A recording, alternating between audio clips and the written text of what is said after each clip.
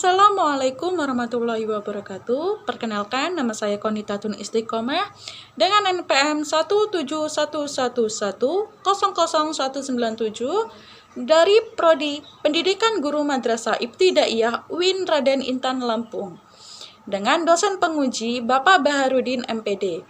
Baiklah, di sini saya akan mempresentasikan hasil makalah yang telah saya buat, yaitu tentang konsep dasar IPS. Nah, poin yang pertama yaitu pengertian IPS menurut bahasa dan juga istilah. Menurut istilah, IPS berasal dari bahasa Inggris yaitu Social Studies, yang kemudian diterjemahkan ke dalam bahasa Indonesia yaitu ilmu pengetahuan sosial atau IPS. Menurut Sapria dan kawan-kawan, IPS merupakan subjek dalam dunia pendidikan di negara kita yang diarahkan bukan hanya kepada pengembangan penguasaan ilmu-ilmu sosial, tetapi juga diarahkan sebagai materi yang dapat mengembangkan kompetensi dan tanggung jawab baik sebagai individu, sebagai warga negara masyarakat, dan juga sebagai warga dunia, dan membantu siswa untuk mempersiapkan diri menjadi warga negara yang lebih baik lagi dan menjunjung tinggi nilai demokrasi. Nah, dari beberapa pendapat yang telah mengemukakan pengertian dari IPS, dapat disimpulkan bahwa IPS merupakan penyederhanaan disiplin ilmu-ilmu sosial yang dikemas dan diajarkan kepada siswa dalam bentuk mata pelajaran IPS dengan tujuan untuk membantu siswa menjadi warga negara yang lebih baik lagi. Nah, poin yang kedua yaitu pengertian IPS di sekolah dasar. Nah, mata pelajaran IPS atau ilmu pengetahuan sosial di sekolah dasar yaitu memuat materi seperti geografi, sejarah, sosiologi, dan juga ekonomi. Nah, melalui mata pembelajaran IPS ini, peserta didik diarahkan untuk menjadi warga negara Indonesia yang demokratis, bertanggung jawab, serta warga dunia yang cinta damai. Nah, mata pelajaran IPS juga disusun secara sistematis, komprehensif, dan terpadu dalam proses pembelajaran menuju kedewasaan dan keberhasilan dalam kehidupan di masyarakat. Dengan pendekatan tersebut, peserta didik diharapkan akan memperoleh pengalaman yang lebih luas dan mendalam pada bidang ilmu yang berkaitan. Nah, pada jenjang pendidikan dasar, ruang lingkup pengajaran IPS dibatasi sampai pada gejala dan masalah sosial yang dapat dijangkau pada geografi dan sejarah, yaitu terutama pada gejala dan masalah sosial kehidupan sehari-hari yang ada di lingkungan peserta didik di sekolah dasar.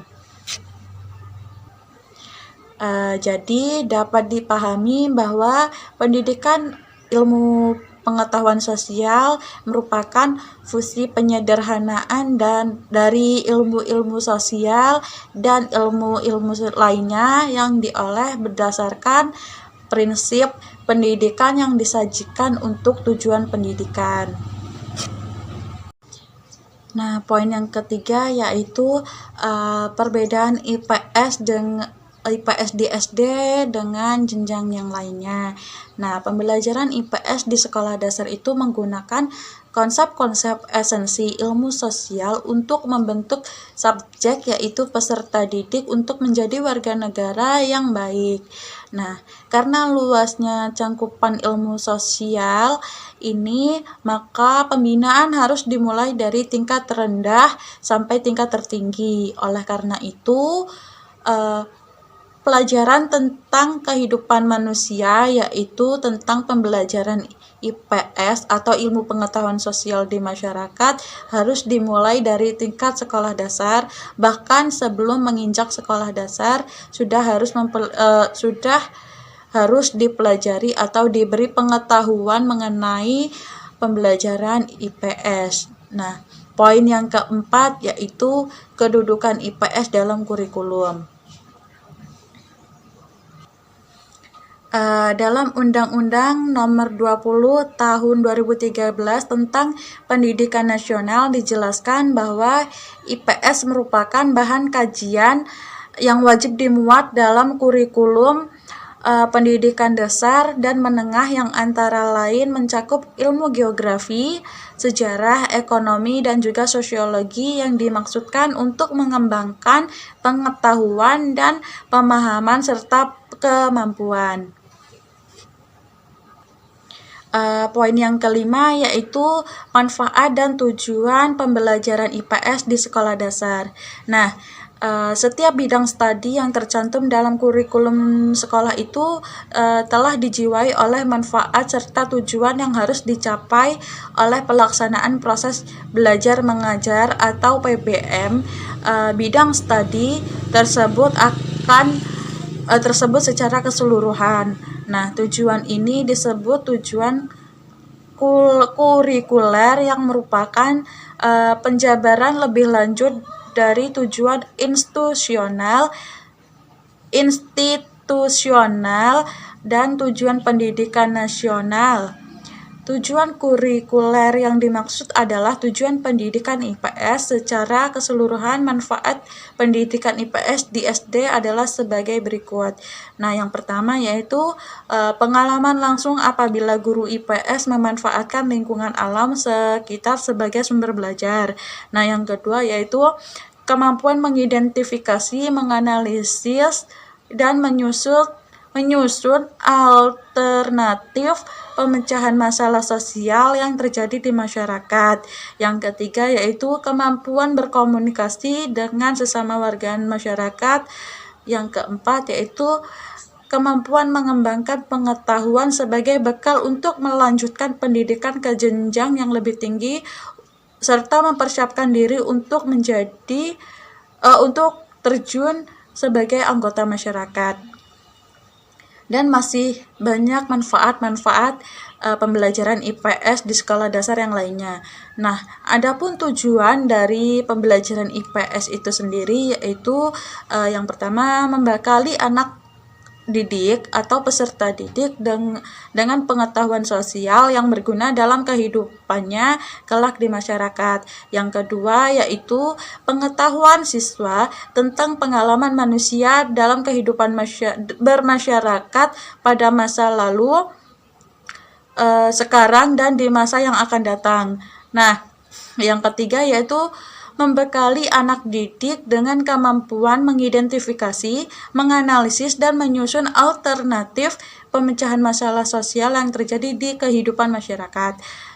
Yang keempat yaitu membekali anak didik dengan kemampuan berkomunikasi dengan sesama warga masyarakat dan berbagai bidang keilmuan serta bidang keahlian.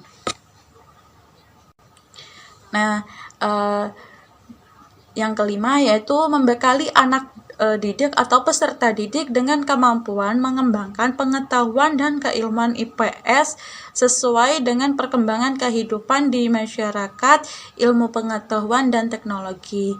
Nah, poin yang keenam yaitu menjelaskan tentang urgensi dan kebermaknaan pembelajaran IPS dalam mendukung kegiatan siswa.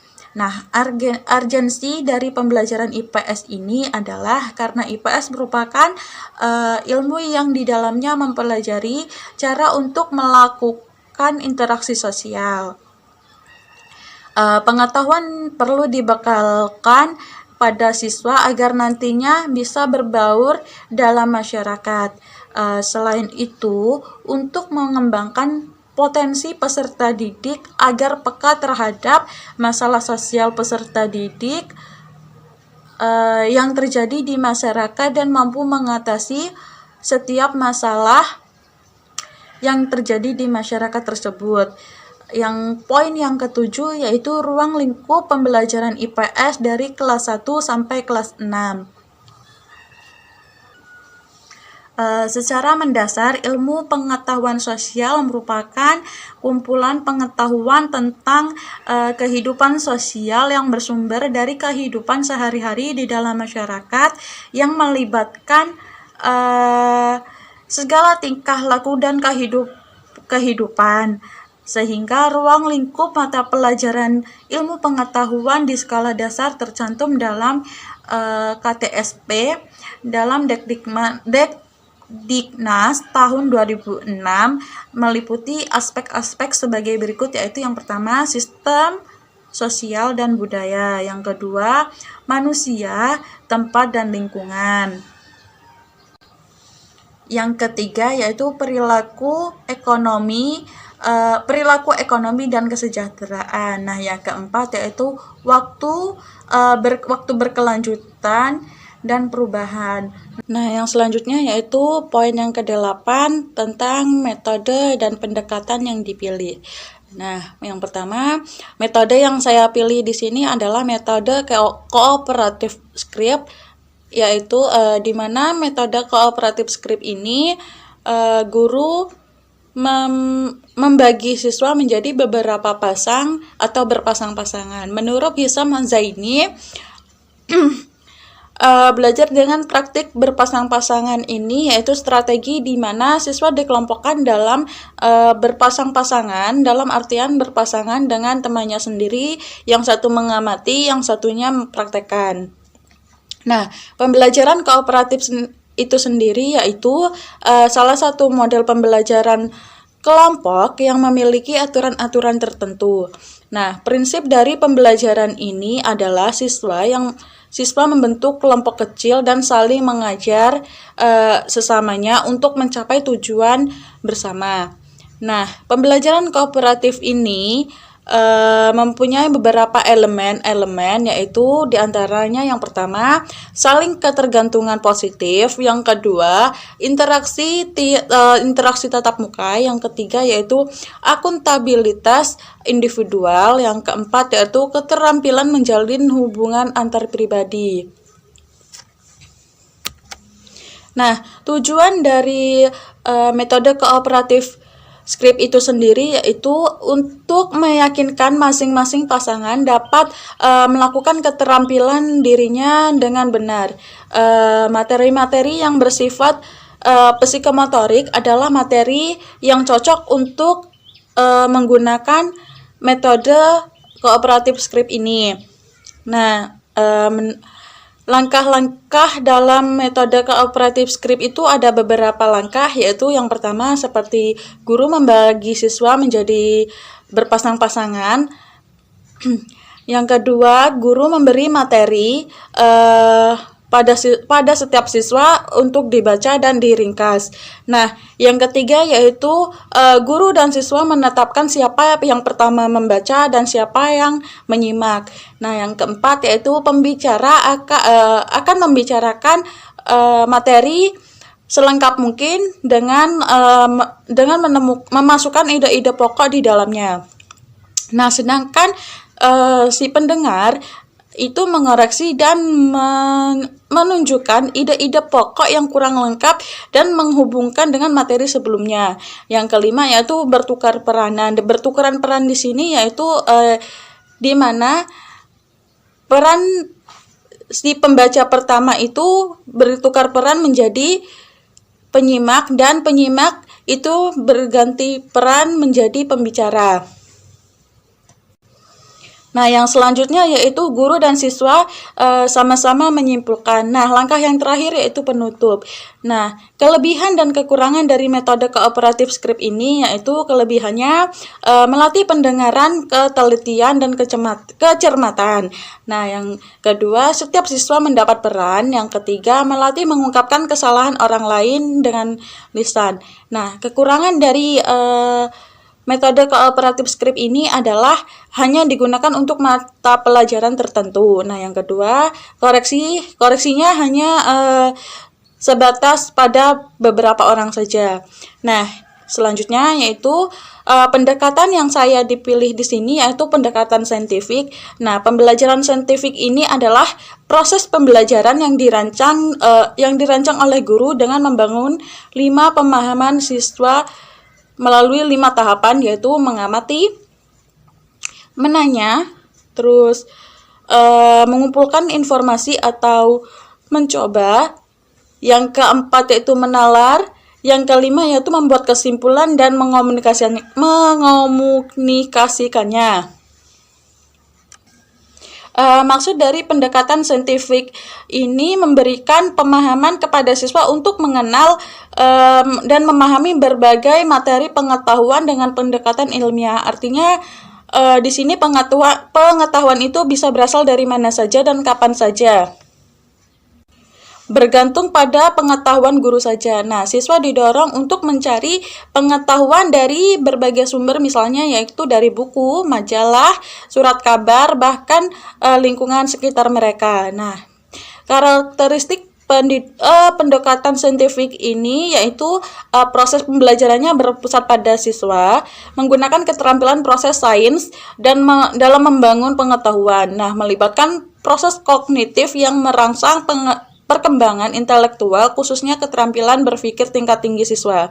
Nah, yaitu tujuan dari pembelajaran pendekatan saintifik itu sendiri yaitu untuk meningkatkan kemampuan intelektual secara spesial dan mengasah kemampuan berpikir tingkat tinggi pada siswa. Untuk membentuk kemampuan menyelesaikan masalah secara sistematik pada diri siswa.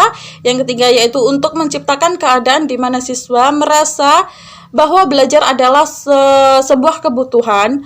Nah, yang keempat yaitu diperolehnya hasil belajar pada level yang tinggi. Yang kelima, untuk mengembangkan dan meningkatkan karakter siswa. Nah, yang terakhir yaitu melatih siswa untuk dapat mengkomunikasikan pemikiran khususnya dalam menulis secara ilmiah.